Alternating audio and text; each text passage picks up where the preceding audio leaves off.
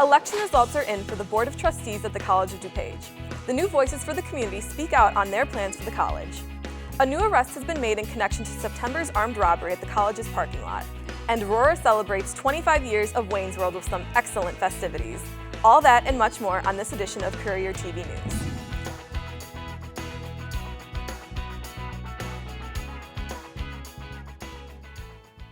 Hi, and thanks for joining us. I'm Anna Pierczynski.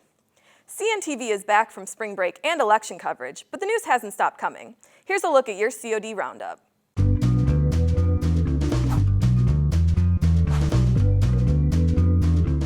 On Tuesday, the community in District 502 casted their vote to fill 3 positions on the College of DuPage Board of Trustees. Sales executive Christine Fenn and COD computer science student Dan Markwell have been elected to 6-year terms alongside Ellyn Bennett, who ran unopposed for the 2-year seat. These newly elected board members are eager to begin their new positions of serving the students, college, and the community. Hopefully, over the next 6 years, I'll learn a lot serving on the Board of Trustees.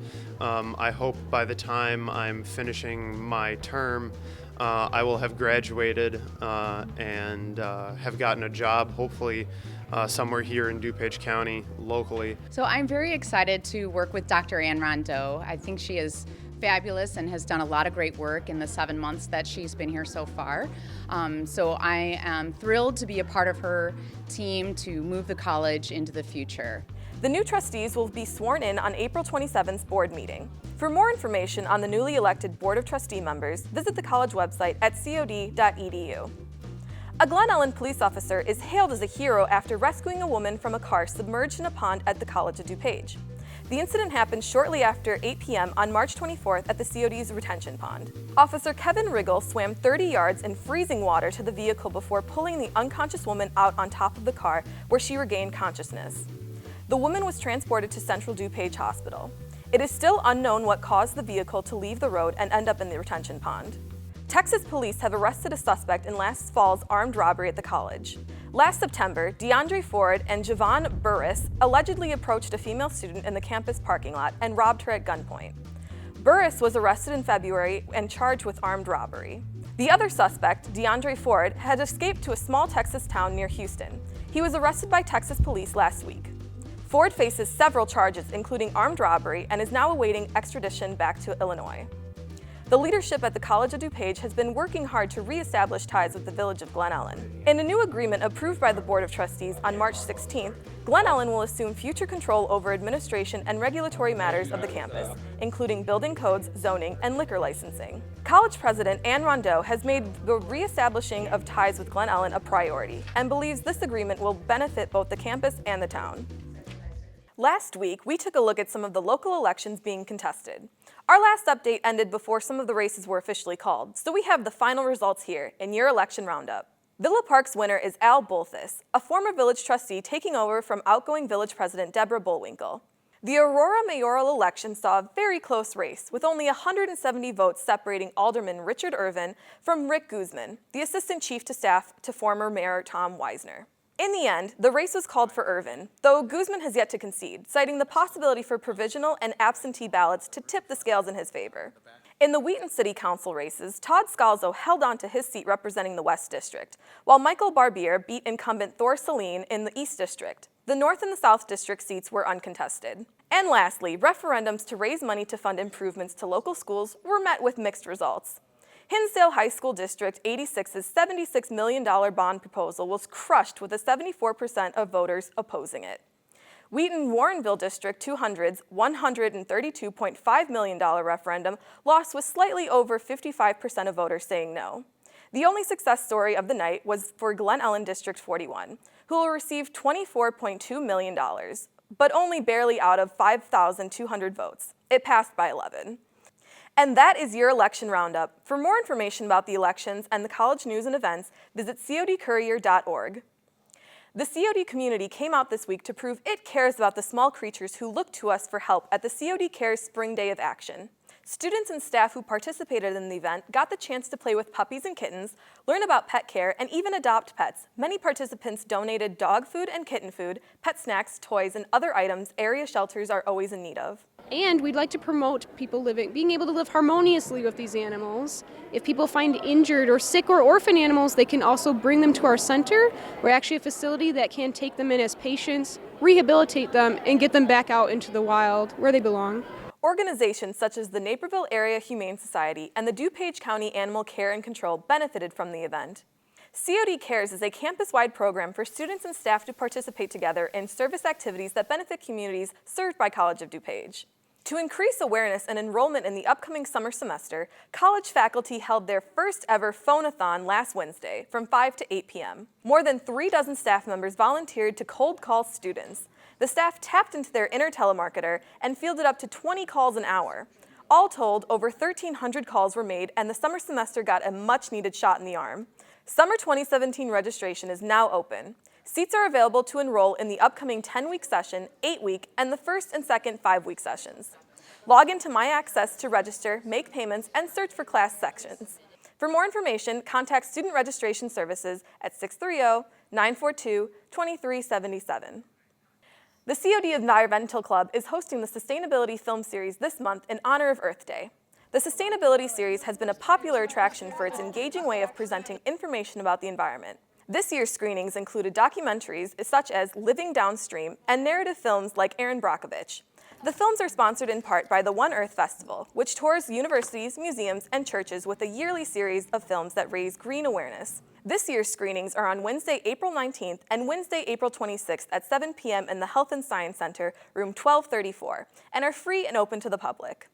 This is the final Saturday that the college will be offering free assistance with electronic preparation of state and federal tax returns. Students in Accounting 2200, under instructor supervision, will help students, staff, and community members prepare 1040 ILs, 1040, and Schedules A-B forms. Free assistance is also provided for Schedules CEZ and Small Schedule Ds. The last free tax session will be on this Saturday, April 15th, from 9 a.m. to noon in the Seton Computing Center, room 123. Participants must bring tax information, the previous year's return, and account numbers if the participants would like direct deposit. For more information about the tax assistant help, please call 630-942-2140. The Mackinac Arts Center's new Philharmonic Orchestra was named the Professional Orchestra of the Year by the Illinois Council of Orchestras based on its 2016-2017 season. This award comes as the new Philharmonic celebrates its 40th anniversary and has been sponsored by the college for its entire existence. Oh, we deserve it. Absolutely.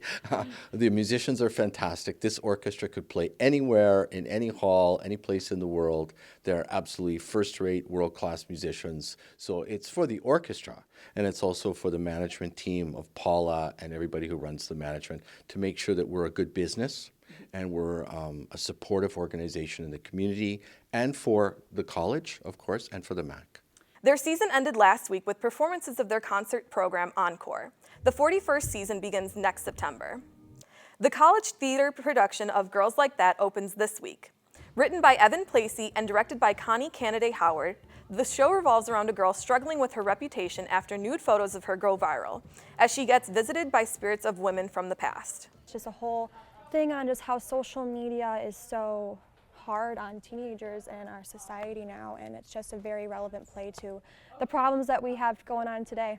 Performances will run from April 6th through the 16th, Thursdays through Saturdays at 8 p.m. and Sundays at 3 p.m. in the Playhouse Theater at the MAC. Tickets are available at the box office or online at the MAC's website. It's been 25 years since the release of Wayne's World.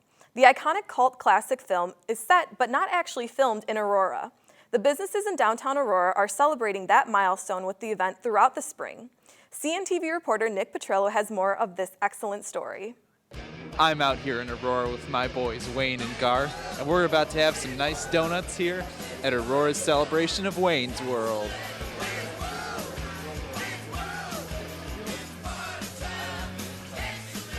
Our curator suggested that maybe we should just work with the donut shop idea and we could have a donut taste-off. So we thought that probably would work, and yes, it did. All right, so next we're going to take a trip over to my buddy Wayne's house. Got anything to say, Wayne? This guy's really good. All right, all right.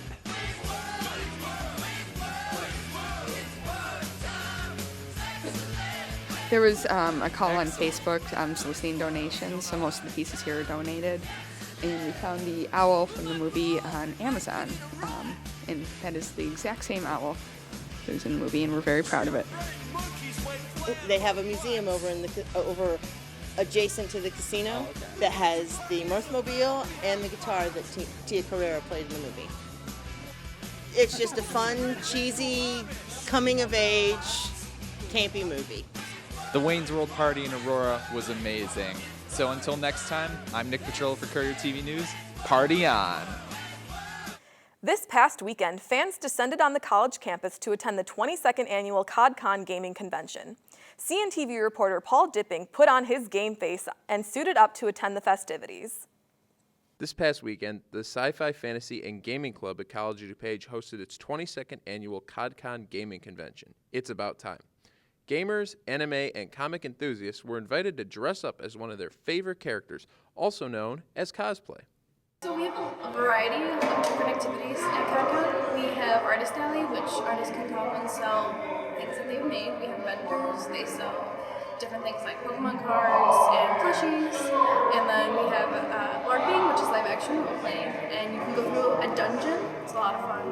We have Pathfinder tournaments, so you can create a character and come and play as your character. During the convention, participants choose from a wide range of gaming attractions, events, and tournaments, including anime, classic and contemporary board games, live-action role-playing games, miniatures, and video games. Meeting people at the convention who are also like the same sorts of things that I do, because it's kind of hard to meet the other people who like the same things that you do. Especially when it's relevant to anime or video games. Sometimes people look down upon that, but when you're at conventions, everyone is the same species as you. And it's really nice to be able to make friends with people who are into your sorts of interests. The convention also featured game demos, an artist's gallery, a cosplay masquerade, launch parties, tournaments, raffles, food, drink, and vendor stands. This is my second CODCON. But I've gone to other conventions, and it's actually a really well-populated convention compared to massively sized ones. And that's pretty impressive to me, because that makes me very excited for CODCON. However, CODCON comes around during the year. The spirit of CODCON lives on after the many participants spent the weekend at the College of DuPage, and we can only await what will descend upon the campus next year. Reporting for Courier TV News, this is Paul Dipp. Thanks for joining us for this week's Courier TV News. Please join us next week as we connect you to the community with more College of DuPage news. Have an excellent weekend and a happy Easter.